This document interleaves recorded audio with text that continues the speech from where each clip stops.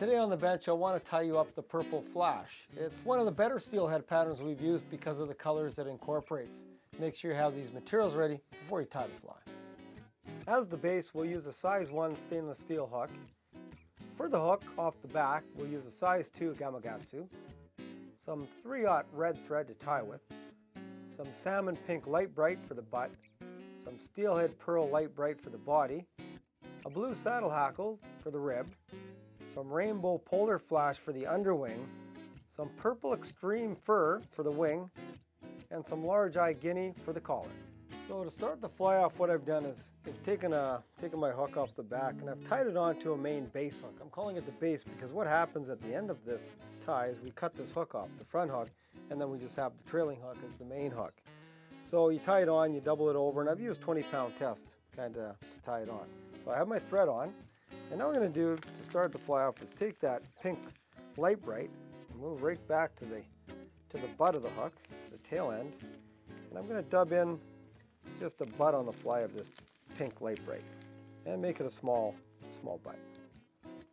Once you have the butt tied in, I'm going to take a blue hackle and I'm going to tie it in by the tip. Very important to tie it in by the tip because we want it to start shorter near the rear of the hook and then actually hackle up a little bit bigger. So I'll wrap in that hackle. After I have the hackle tied back and waiting to rib up, I'm going to take my Peril Lite-Brite. It's a Steelhead Peril Lite-Brite.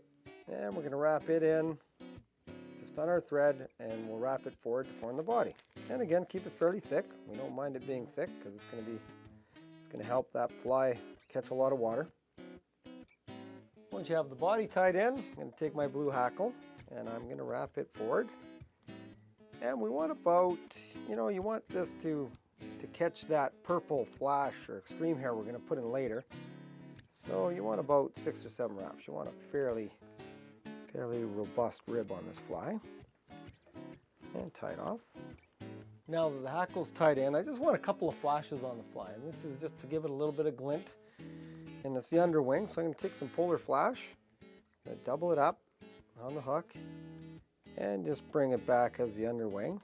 And I'm going to bring it back about the length of the hook, just past the length of the hook, and cut it off. And this will be a nice little flash underwing. After you have a couple of flashes tied in for your underwing, I'm going to take small little clumps of my extreme hair, and you can see why. I'm going to take a small clump and start at the top, and I want this to extend again just past the hook. And I'll tie this one on the top, the first little patch. And then I'll repeat the process and go around with smaller clumps on the side of the hook and underneath.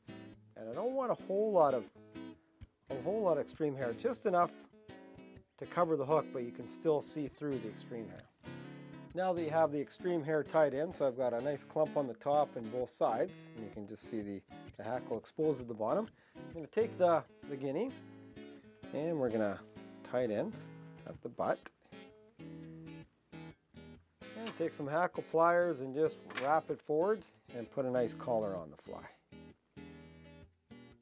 Now that I have the collar on the fly, I'm just going to form a big red head on this pattern, whip finish it a couple times over just to make sure that knot stays. And I will give it some head cement just to make sure that it doesn't fall apart. To finish the fly off, I've got my big set of pliers, and all we're going to do is cut that front hook off right about there. So there it is, the finished purple flash. Over the years I've discovered that there's 2 things a steelhead fly has to do to be effective. It has to have the colors and it has to displace a lot of water. And this fly does both.